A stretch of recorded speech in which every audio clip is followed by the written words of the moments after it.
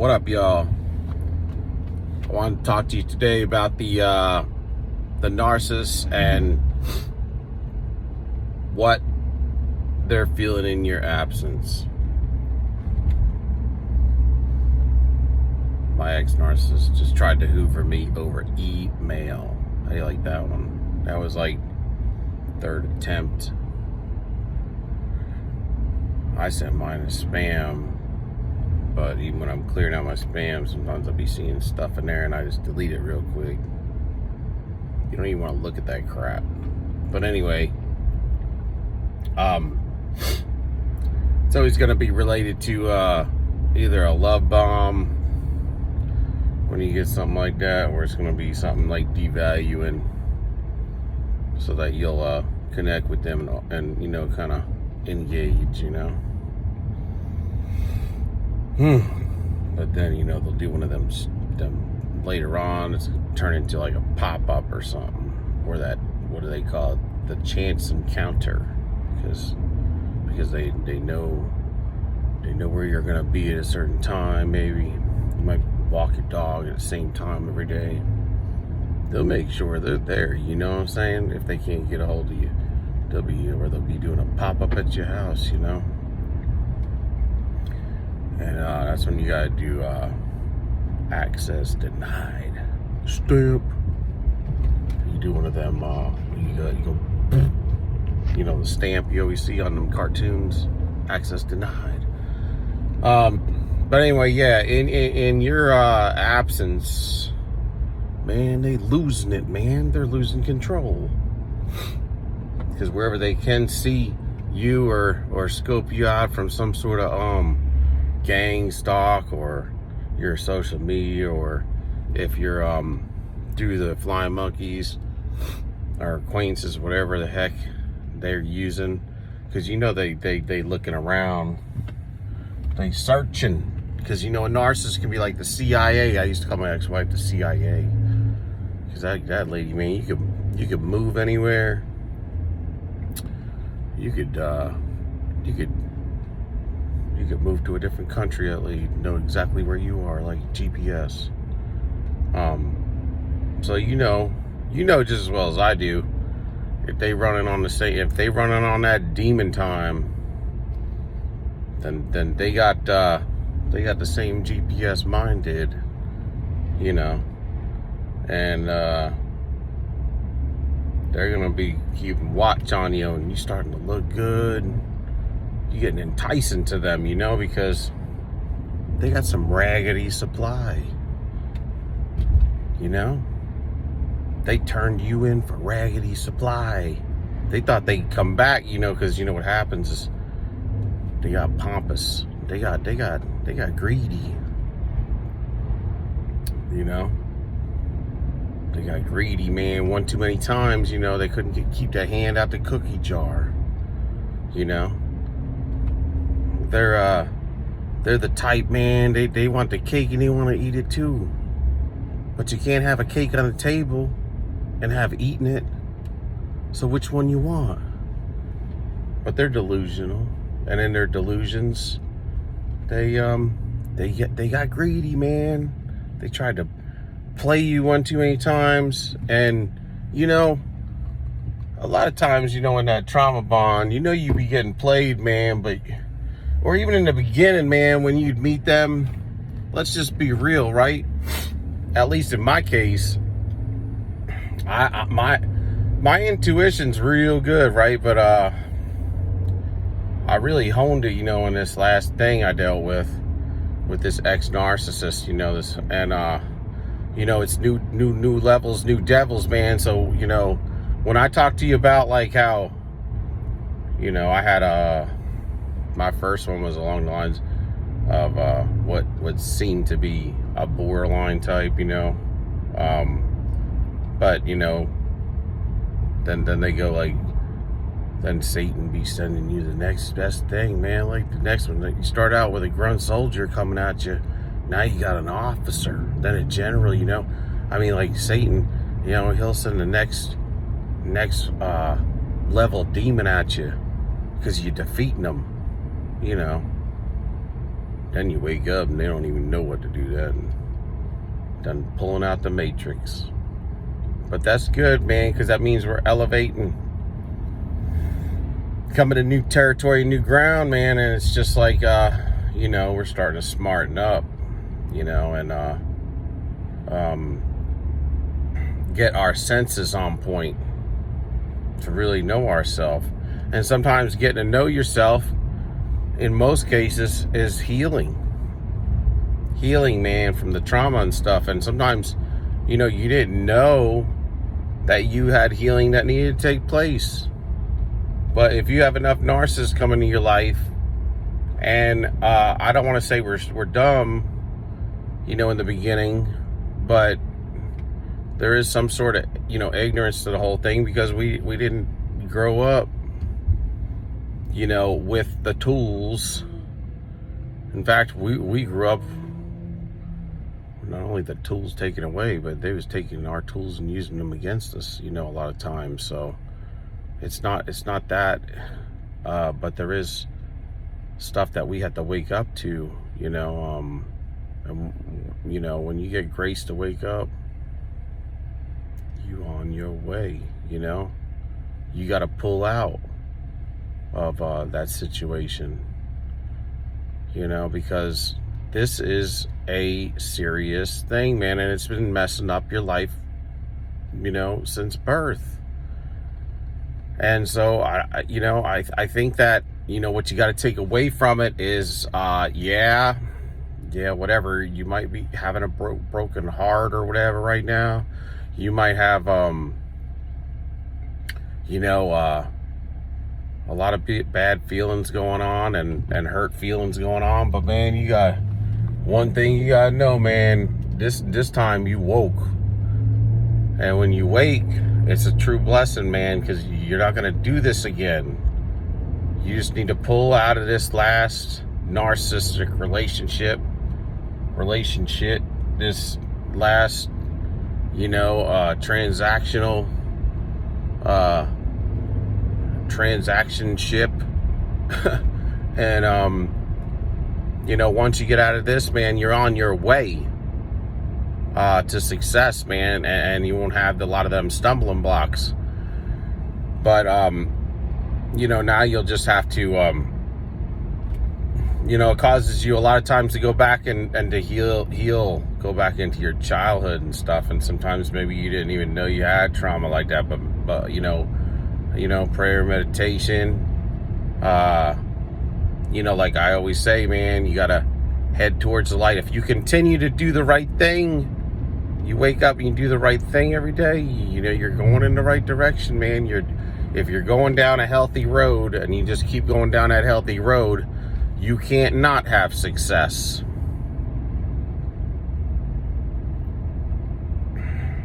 You can't not have success. But listen, man, we don't want the narcissist. We don't care about the narcissist. Okay? We all know that. And for people that do care, you got some healing that needs to take place. And I think everybody on this channel understands that. But you got to be careful. You got to be vigilant, But, even in the beginning, though, even before you knew all this, my point from earlier was you kind of knew something was going on, You knew something was going on. I mean, you was catching red flags. I mean, you were still in your innocence, but, you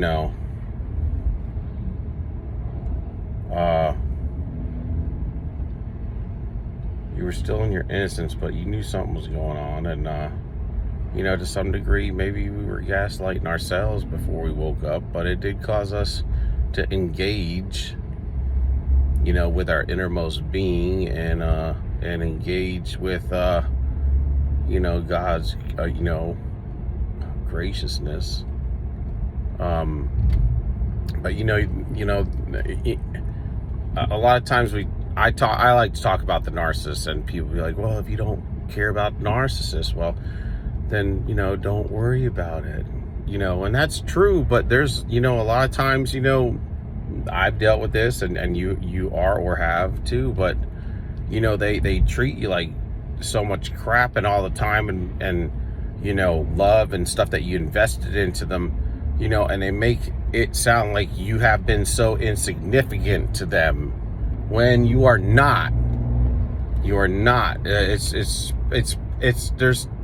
the proof is on the table that you are not insignificant to them. Yeah, you might be looked at as an object or something, fine, but that object, when you the object in their mind or heart, or you the resources you supplied for them, you know, you are unique in your resource, okay? And so I'm not trying to make light of the abuse that the narcissist puts on us, and I'm not trying to say that you need to go back to the narcissist, because I'm not.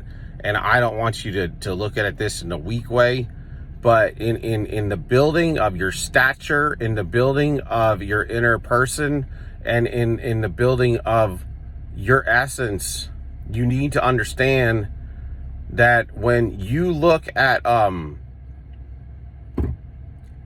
the narcissist operates, I don't care what people say online, you are very significant to them, especially when you ain't there no more and you've been, you know, a major supplier of their regulation and comfort and stability and their self-worth.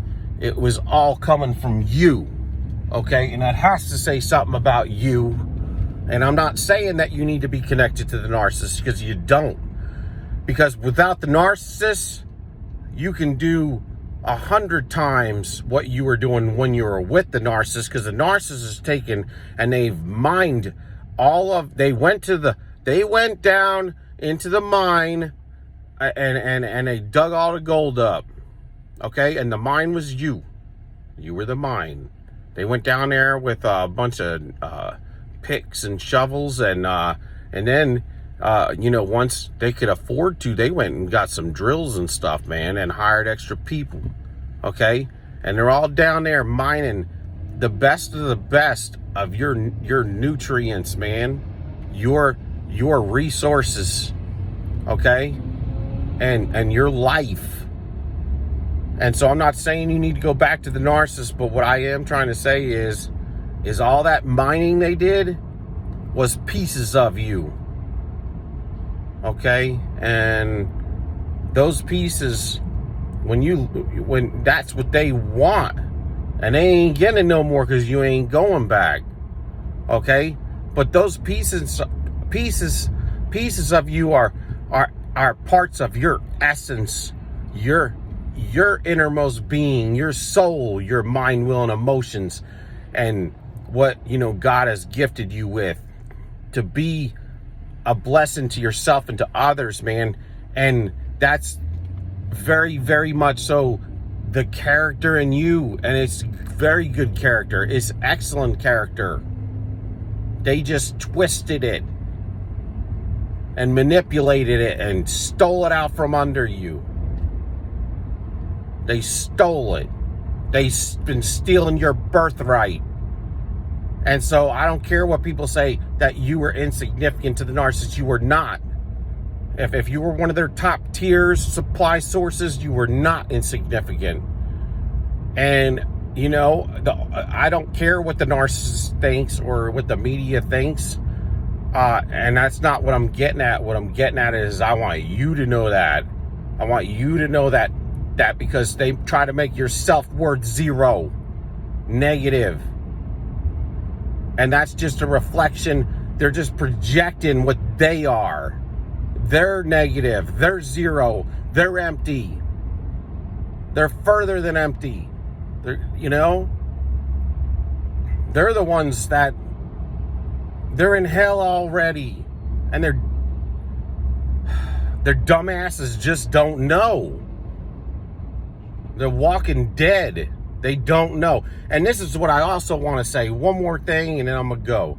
Is, you know, you get let the narcissist, even in all these Hoovers, you let them continue to manipulate you because it sounds like they're telling you the truth all the time. Okay? Man, this sounds good sometimes. The thing that kills you is you're looking at them and you're like, man, they look believable, but they look believable because they look like they're believing it. And that's the thing that kills you. They're believing this. And it's a lie. Okay, so let me tell you something, man. We all have like survival tactics, okay?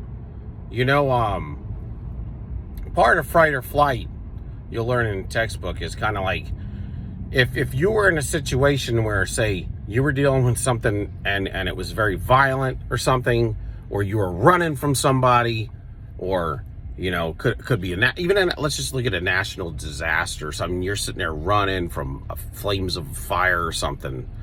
Your body is going to make sure that you're the last thing you're going to think about is having to void, you know, to pee, to urinate, things like that.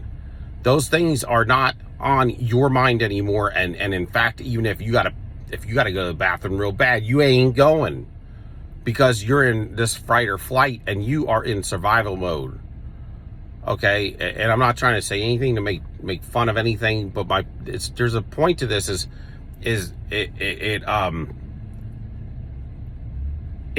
a survival mechanism. Okay, and when it comes to the narcissist and they come back to you and they're trying to hoover you and they're telling you these great things again about how they've changed, or how, you know, they could be even tearing up or and apologize, whatever sounds real and good to you that you're believing, or that you're like they're believing it, so you take it as truth. You've got to know that this is a survival mechanism of the narcissist. In their survival mode, they gaslight themselves in their survival, and their survival is pent up on whether you take them back or not. Okay? You can fix the whole thing, and you know it, you feel it, if you just say yes to taking them back again. And you're not going to do it, and that's not what I'd ever suggest that you do. You better not, because your soul hangs in the bounds of this. Okay? I will never tell you to go back to the narcissist, because the narcissist is a deep ditch, I think the Bible calls somebody of the type of the narcissist. You know, I do think that they're all hoes, okay? And that's where you get that in the Bible. They're a deep ditch. It's in Proverbs. And so if you ever want to read the greatest book of wisdom, read the book of Proverbs in the Bible. It's in the middle of the book, okay? And even if you don't believe, if you're not a believer, because it's the greatest book of wisdom, man. And it's the 30 chapters, as if there's 30 days in a month, so you can read one a day for a month, and then just keep revolving it every month, because there's so much knowledge in there. There's always something to get. That's why it's called the living word. And so in their survival mode, they are believing the lie too. These people are very much so delusional, and I know you've caught them in lies and things, and have seen at least a glimpse of their fairyland, their fairy tale, you know. And a lot of times when you hear this, y'all should look up the original, and I'm going to do a podcast on this, but you should look up the original story of Peter Pan, because the original story of Peter Pan is very, very dark. It was, I don't know when it came out, maybe the early 1900s, like 1905, or I don't know. And it became several different episodes and books. But what you see in Walt Disney and all that today is not what Peter Pan was like. It was very dark. And in my opinion, it has to do with the narcissist becoming a narcissist. but they have been hijacked a long time ago. And you know, you need to know that, and don't, you need to back your heart up out of there, back your emotions up out of there, and back your, you know, self-worth and everything that you're diving into with them, into that black hole. You need to back yourself out of it, man, because this is serious. You know, I like to joke around a lot, but when you get to the narcissist, man, it becomes a very serious. This has to do with your soul. You know, God allowed this, and if you wonder why, you know, it's because, you know, it's to help you. But, you know, things in life can be used as double-edged sword, and the Lord even. The Lord knows that, and Satan knows that too, man. And so, you know, a sword has an edge. You know, one of them swords that have an edge on each side, a double-edged sword. You can go this way or you can go that way, man. It'll either cut you to wake you up, or it'll cut you to kill you. And, you know, your soul is up for grabs on this earth that we live in and on. And, you know, there's two lions, you know, and you get the choice to choose which one you want to go with. Do you want to go with the you know, the lion of the tribe of Judah, or do you want to go with the lion that's roaring around and running up and to and fro on the earth to see who he may devour? You know, it's your choice. Which one you think loves you?